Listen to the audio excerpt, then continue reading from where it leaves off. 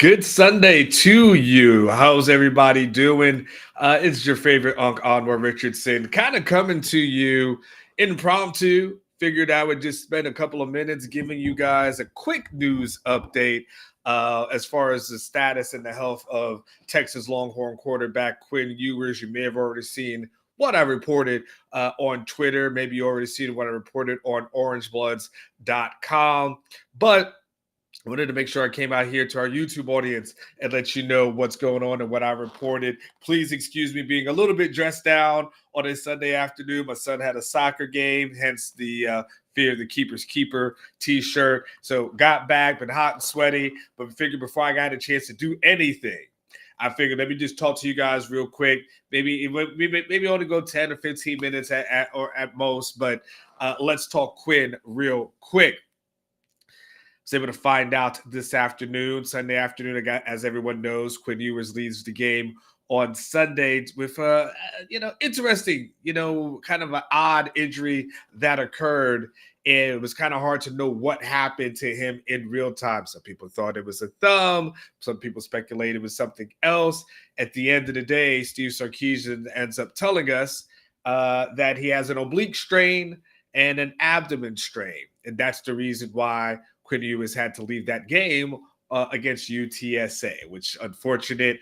It ended up being one of the things I talked about as far as my keys, as far as that UTSA game. And the biggest thing that I did was knock on wood and said, by the way, no injuries. That's the thing that you want to be able to leave this game and not have is injuries. You're not going to get the win. You got to be able to leave without the injuries. Unfortunately, Quinn does suffer that injury. Arch Manning goes in. I don't have to tell you how he played. I don't have to tell you how he played, right? We know that. And we'll get back to Arch in a second. Most importantly, though, checked in with my sources on a Sunday afternoon, and I was told, I reported this kind of a while ago. What time did I put this thing? Yeah, about 12:58 p.m. I literally was at my kid's soccer game while I'm trying to type and do things on the phone and kind of look up and make sure that nothing crazy happens. I think it's good news at the end of the day. The good news ends up being that Quinn is going to be week to week going forward, as opposed to having to maybe miss a month or 4 to 6 weeks or anything like that. There is some optimism that he can be back soon. Now, I was not given a timetable for Quinn's return. So because of that, I can't necessarily tell you like, he's going to be back here or this or that. What I can tell you is that we can use simple math. We can play doctors on YouTube. We can play coach right here. And we can kind of start guessing. If we got to play a guessing game, good guesstimation game for people who are educated like yourself. Hell, you're watching this on a Sunday afternoon, maybe Sunday night if you watch this on a replay. Nonetheless, you're smarter than the average fan because we could be watching NFL stuff. So because you're smarter than the average fan, let's go through the math here. Texas plays Louis. You got your starting quarterback. Let's start this. You got your starting quarterback who has an injury, and you're playing Louisiana Monroe this upcoming Saturday. The reality is you don't need Quinn Ewers for Louisiana Monroe. You don't need him for UML. You don't need him risking injury and possibly having anything else happen. So the odds are you probably don't play Quinn against La Monroe this weekend. Now, when the press conference happens on Monday, Steve Sarkisian will say, you know what, he's week to week. We're going to see what happens. Going to give it a go. Blah, blah, blah. Like, we know what he's going to say. There's going to be a company line that has to say, because, of course, you want to make sure that La Monroe has to prepare for two quarterbacks, right? You're not just going to I'm not just going to give you the win. Like, I know I'm going to beat you. I'm not going to make it easy on you. I'm going to make you prepare for both quarterbacks. But the odds are, when it's all said and done, you probably sit him. You probably sit the guy. Then the following week is Mississippi State. And I don't know if you know, but they're pretty darn horrible.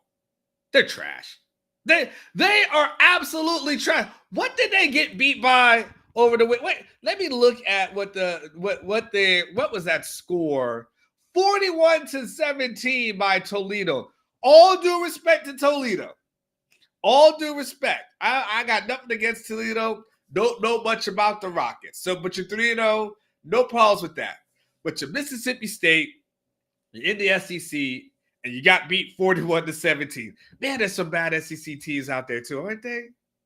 My goodness. Florida's bad. Mississippi State is bad. They kept telling us, man, how's Texas going to handle it in the SEC? What are they going to do? I'm like, looks like they're just going to do the damn thing. The way y'all are looking, Georgia, look at the way they looked against Kentucky, Mississippi State. I'm just looking at the rest of the schedule. I'm like, but nonetheless, we'll get there I digress. I was digressing. Nonetheless, you probably don't need Quinn against Mississippi State unless you just say to yourself, I want to make sure he's there for the first SEC game and as far as conference game is concerned, and I want to make sure he has some momentum. Because really, when you think about it, after La Monroe comes Mississippi State, and then there's a bye week. You know what? Instead, what am I doing? What am I doing here? Let me just make this. Isn't as come on, Onward. This is better when it's visual. Wait, what is this? All right, here we go. Let's just make this visual. And so me just not talking. Okay, so after you got La Monroe right here on the 21st. The following week is Mississippi State at that 2:30, 3:30 afternoon window, but you got them the following week. Then just kind of pay attention because between Mississippi State and Oklahoma, Texas has a bye week. So realistically, you're facing a team on the 21st that you'll beat. You're facing a team on the 28th that you'll beat. And then you have a bye week. There's technically the potential. Technically. And I don't know what Steve Sarkisian is going to do. So we're just talking this out. This is just you and I having a conversation on a Sunday afternoon. Technically, Sark can say, you know what? I'm going to rest you for La Monroe. Going to rest you against Mississippi State. I'll let you have the bye week and then come back versus Oklahoma the following week. Because I need you for Oklahoma, Georgia, and Vanderbilt. Yeah, I said that. Even though Vanderbilt lost yesterday, so maybe they reverted back to the norm. But you need him for Oklahoma. You need him for Georgia. And then, of course, you really need him for that stretch run that, down there. So technically, you can let him rest. The good part is, so I got real comfortable behind the screen. I should have told myself I was about to take that stuff off the screen. But what helps you is that because Arch played so well, you really, it's kind of, it's not like back in the day where Texas quarterback would get injured. And you would say to yourself, I would say to myself, oh, Lord, it's a bad moon rising. What are they going to do? Like, it's not like that. Based off of what Arch did this past weekend, Sark has the ability to say, all right, maybe I'll go ahead and do this. Maybe I'll go ahead and ride this thing out. I might be able to win with this guy for the next couple of weeks, and then I'll get Quinn back. And then once I get Quinn back, he's ready for the home stretch. Because now if you're Sark, you could almost have this double bonus, which is I'm getting Arch meaningful reps in games that, that matter. I'm preparing him for not only if there's another emergency, golly, how much wood do I need to knock on? Knock on wood that there's not another emergency for the rest of this year. But then heading into next year, you have a guy who's played in the multiple games, and you don't have that worry about anything that, and again, he's a young guy. He's going to have some battles, so on and so forth. He's going to have those ups and downs. But you would be able to get him those quality reps. Now, of course, there's a thought process. Well, why not just throw it Arch and ride that until the wheels fall off?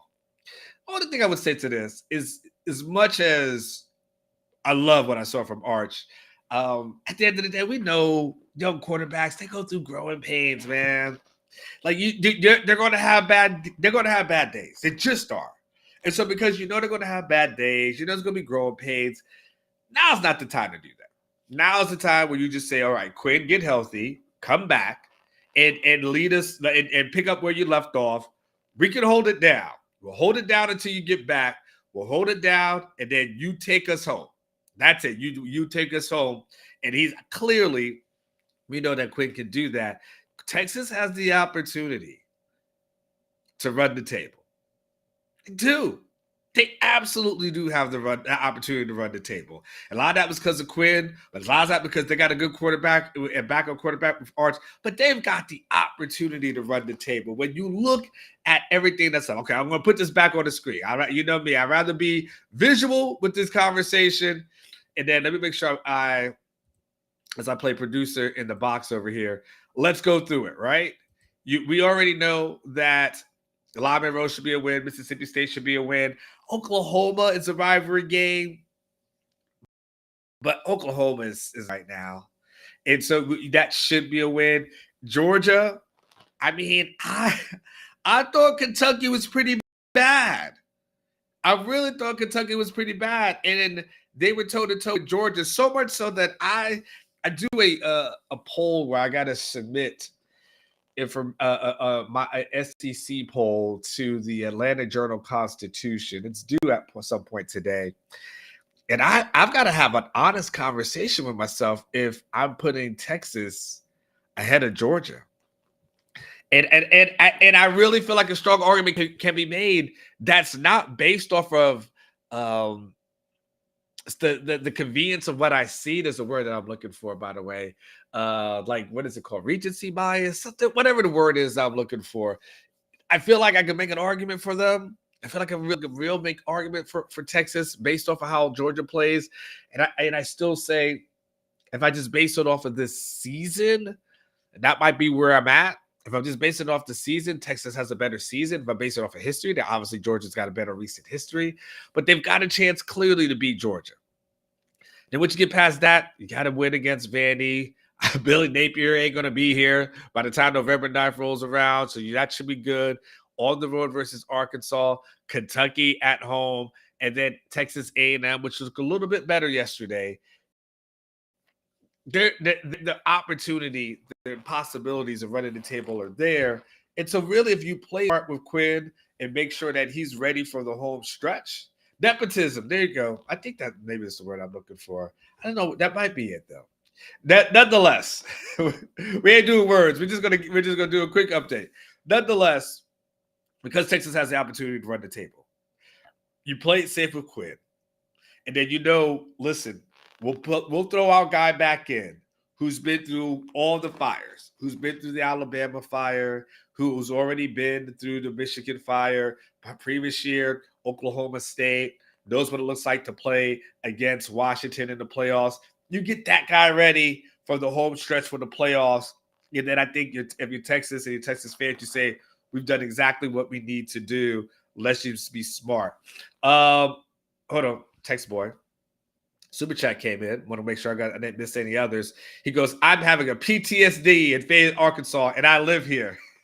You got PTSD, bro. I went there a couple of years ago thinking to myself, Texas is going to smack this team around. And I was like, well, that didn't happen. that was the we're going to Casey Thompson game and never coming back. But I don't want to talk about that. I don't want to talk about that. Texas is 3-0. That has it. They're back-to-back 3-0 seasons for the first time in many years. I think when I had looked it up, just so we're clear, let me look it up real quick. They went 3-0. Prior to last season, just check this out real quick. Prior to last season, the last time Texas started 3-0 against non-conference opponents was in 2012. Like, that's when the last time that happened. I'll show y'all. I'm going to show y'all real quick thing. Thank you for the super chat. I want to show you just a real quick peek into what I wrote to my Sunday column. Oh, you guys need to get on Orange Bloods. If you did, I thank you for it and love you forever. Okay, let me make this one where you can see it. Okay. Focus your eyes here. 3-0 for the second straight season under Sarkisian. That's it. To appreciate that, you got to understand what happened from 2013 to 2012. That Texas never began the season 3-0. Then you just go through this. Looking at 2013, a 1-2 start. 2014, 1-2. 2015, 1-2. 2016, 2-1. 2017, 1-2. 2018, 2-1. Back-to-back Maryland losses. 2019, LSU and Joe Burrow. 2020 was a COVID year, so you kind of take that with a grain of salt, right? But even then, they didn't start 3-0. 2021, they got that loss at Arkansas that he was just talking about. 2022, the loss against Alabama. You got to go to 23. Talk about when I say appreciate where you're at. 2023 is when Texas went 3-0, and then 2024 is when Texas actually starts a streak of being able to say they've been 3-0. So that's why I say, hey, it's really important to make sure the quarterback is healthy, to make sure the quarterback is taken care of. And again, we love what we see from Arch. One of the things I wrote for yesterday, last thing I'll say, one of the things I wrote is that he's definitely the quarterback of the future. Quinn's the quarterback of the now. You got to get that guy back healthy, put him back on the field. And again, let him be the person that guides you to the playoffs and hopefully a national championship appearance and maybe being able to hoist that trophy. But you need him healthy. The good part is week to week. Once again, Quinn Ewers is week to week. Probably doesn't play next week, this upcoming weekend. Maybe have the opportunity to miss a couple of weeks. We shall see. Understand that Steve Sarkisian will address the media on Monday. We might get a little bit more, but if I get any updates like today and I have the opportunity to give it to you, like I put out on Twitter or put out Orange Bloods, I will do so. So again, please excuse me for being a little sloppy. But like I said, my son was playing soccer today, and I was sitting out there in the heat trying to report from reporting from his game on a game, and then be able to just come back real quick, put up a video so you guys know what's going on. And then I will be back tomorrow for Overreaction Monday. Maybe I'll have some more information by then. We'll be back for Overreaction Monday and back the entire week and for everything Orange Bloods related. So there you go. There's your Quinn Ewers update. Guys, I will see everybody on Monday. Thank you for checking out Orange Bloods Live. Go back and enjoy the rest of your Sunday afternoon. There's good news. Your quarterback's coming back, but your backup